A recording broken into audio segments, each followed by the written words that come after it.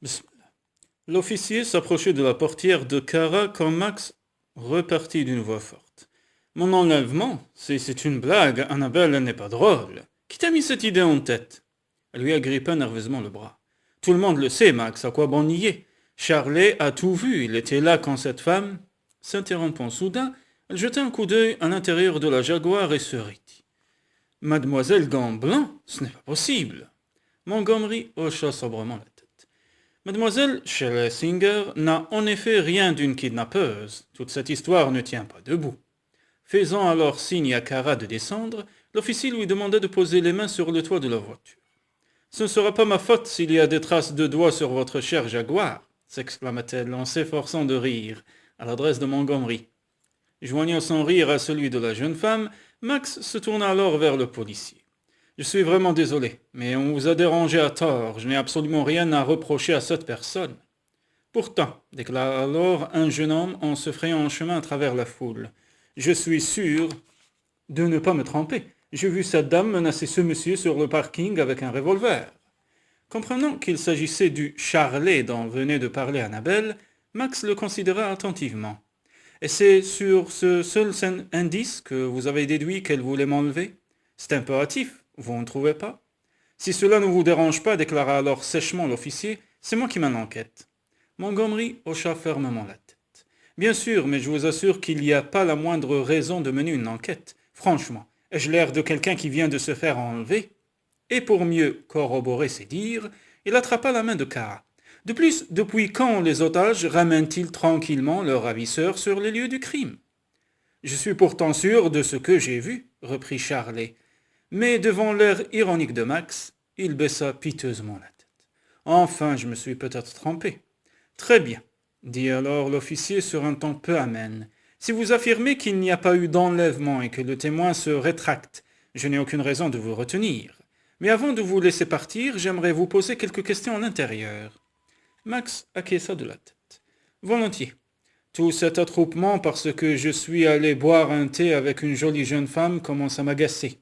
D'ailleurs, s'il vous fallait encore une preuve, et se penchant vers l'intérieur du véhicule, il exhiba le sac qui lui avait offert Madame Gleason. J'ai là de délicieuses petites brioches fourrées que nous a offertes l'ami que nous a reçu. Mais je vous préviens tout de suite que je ne les partagerai avec personne. Comme le policier tapait nerveusement du pied, Montgomery reposa le sachet en hâte et le rejoignit, tandis que Kara laissait échapper un soupir de soulagement en les voyant s'éloigner. Puis-je les accompagner demanda-t-elle au policier qui restait en faction. Je ne vais tout de même pas passer la nuit dans cette voiture. D'accord, à condition que vous me confiez votre sac pour que je le fouille. Elle lui tendit sans un mot et ils rattrapèrent l'officier qui se dirigeait vers le club, escorté de Max et d'Annabelle, pendue au bras de son fiancé. Lorsque le petit groupe atteignit la porte, Curtis les fit entrer sans un mot. Le maître d'hôtel, en revanche, faillit tourner de l'œil en apercevant les policiers, et Kara se sentit enfin vengé des vexations qu'il lui avait fait subir. Il les mena sans un mot dans un salon privé surplombant la piscine. Là, l'officier s'isola avec Max et Annabelle tandis que Kara s'installait à une table voisine. Tournant machinalement les yeux vers l'eau turquoise, elle revit soudain le visage du jeune Jackson. Elle ne se rappelait pas s'être montrée dure envers lui à l'époque, mais comment en être sûre? Peut-être l'avait-elle blessé sans le vouloir? Elle était si jeune alors. Soudain, on posa une citronnade devant elle. J'espère que vous accepterez ce verre en échange des désagréments que je viens de vous faire subir. Levant la tête, elle reconnut Charlie. Merci. Puis-je m'asseoir?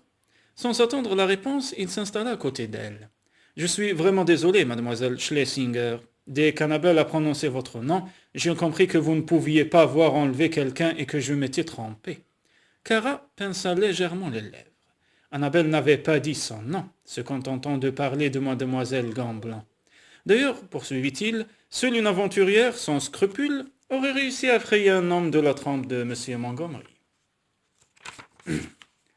Kara baissa la tête terriblement ennuyée.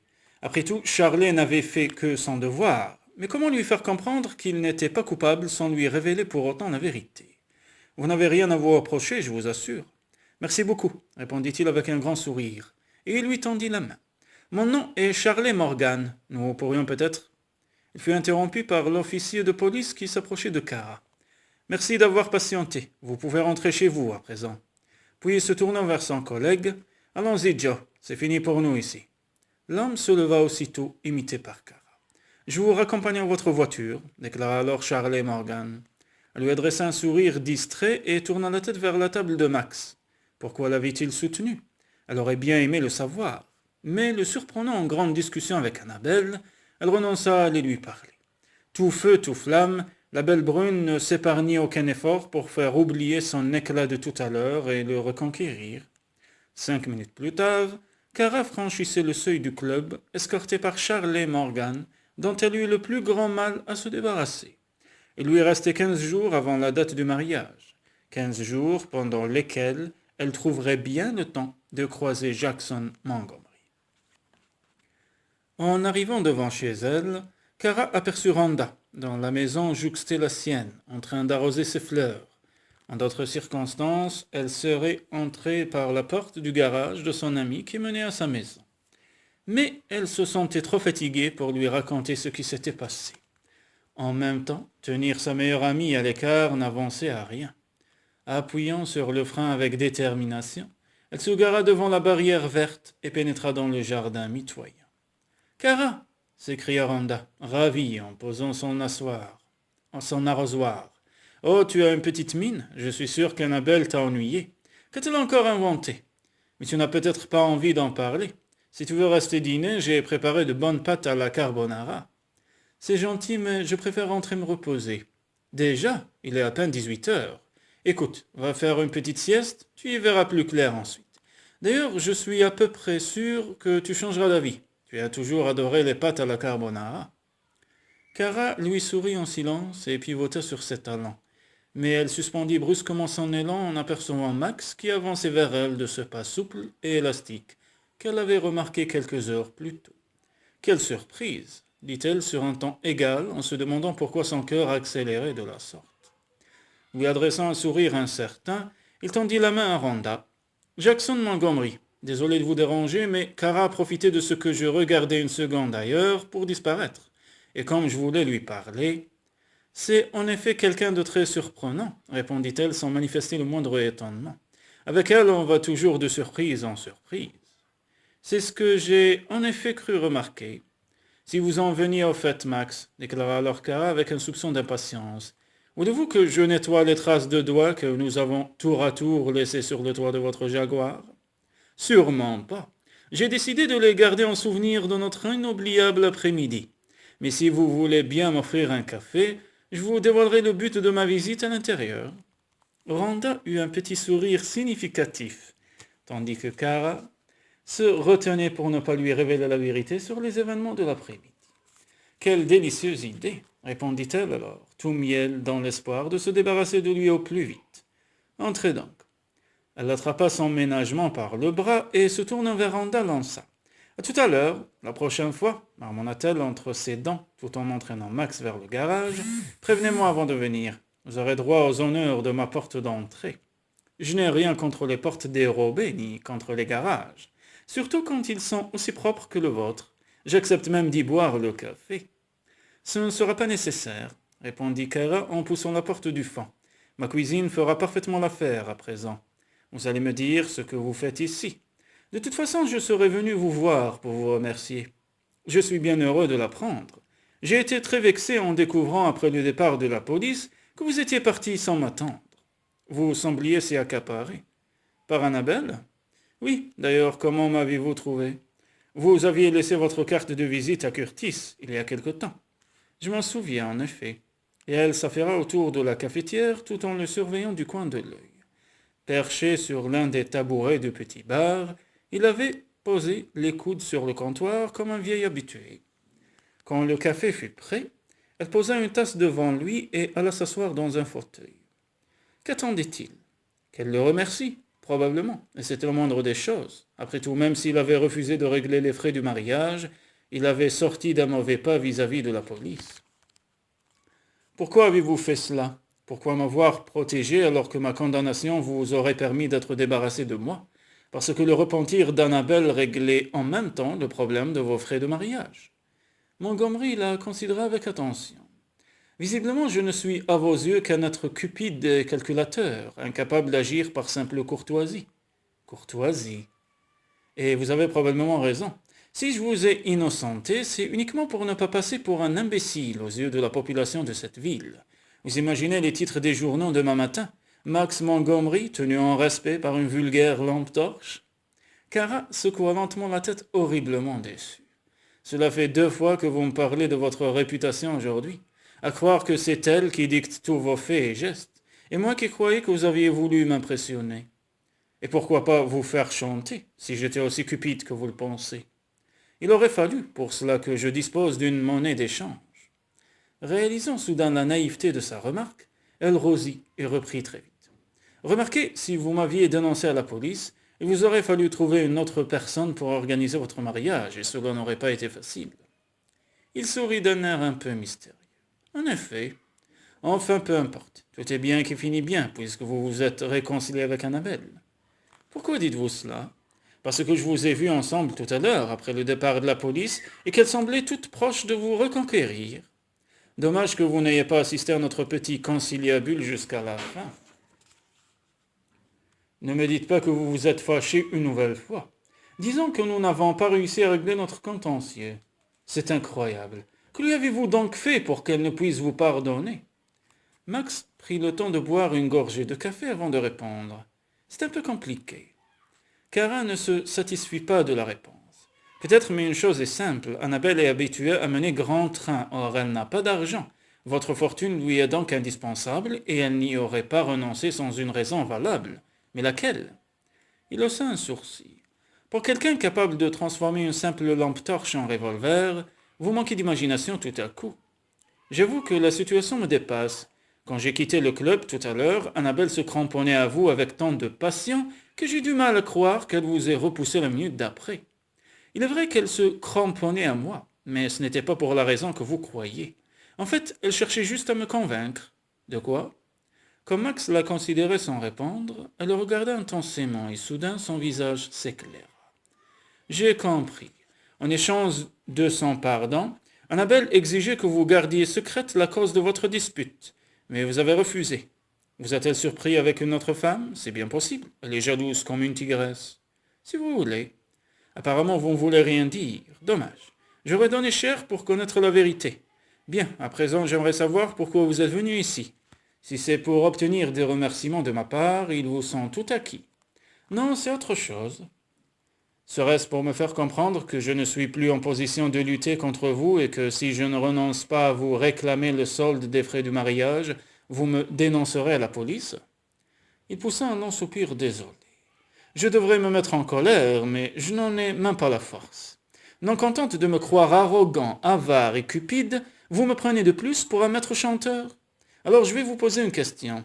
Si je dédommage tous les intervenants que vous avez contactés, que recevrai-je en échange? Une intense satisfaction. C'est un peu léger, vous ne trouvez pas? Je peux demander à Randa de vous donner les 2 rouleaux de très beau satin qui lui restent pour finir les robes des demoiselles d'honneur. Il ferait des rideaux merveilleux, cela vous convient-il? Merci, répondit-il sèchement. Mais si je dois payer, j'aimerais autant que... Elle se redressa dans son fauteuil, les yeux brillants. Alors vous acceptez? Qu'est-ce qui vous a décidé? Ma lampe torche ou la gentillesse de madame Gleason? Je reconnais qu'elles m'ont autant impressionné l'une que l'autre, mais sans suffire à me faire changer d'avis. N'oubliez pas que je suis un homme d'affaires et que dans ce domaine, les bons sentiments ne sont pas de rigueur. Si j'investis des milliers de dollars dans un mariage, je veux en retirer un minimum de bénéfices. Kara haussa les épaules. Eh bien, invitez vos amis à votre non-mariage, cela ne nuira pas à votre image, au contraire. Elle manque d'un zeste d'originalité. C'est une bonne idée pour amortir les frais du club du grand siècle.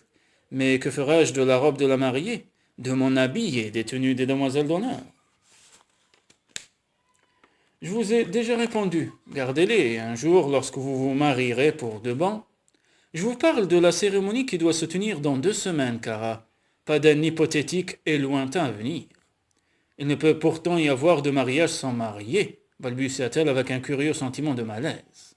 Il hocha la tête. C'était un petit problème, en effet, mais vraiment tout petit. Je ne comprends pas. Si Annabelle et vous êtes toujours fâchés, comment cela vous ne comprenez pas? C'est pourtant votre idée. De quoi parlez-vous? De votre volonté de maintenir la cérémonie coûte que coûte. Je n'ai jamais dit cela. Il y a quelques instants, vous me conseillez de fêter mon non-mariage. Justement, cela n'avait rien à voir avec votre mariage. Plus que vous ne croyez, au détail près que la future mariée a déclaré forfait. Vous n'avez pas de mariée, vous appelez cela un petit détail? Qu'avez-vous donc l'intention de faire? Passer une petite annonce? Max haussa les épaules avec insouciance. C'est vous l'experte, pas moi. Vous voudriez tout de même pas que je vous trouve une femme? Pourquoi pas? Elle le regarda quelques secondes sans bouger, incapable d'en croire ses oreilles. Puis, le rejoignant à côté du bar, elle se mit à rire.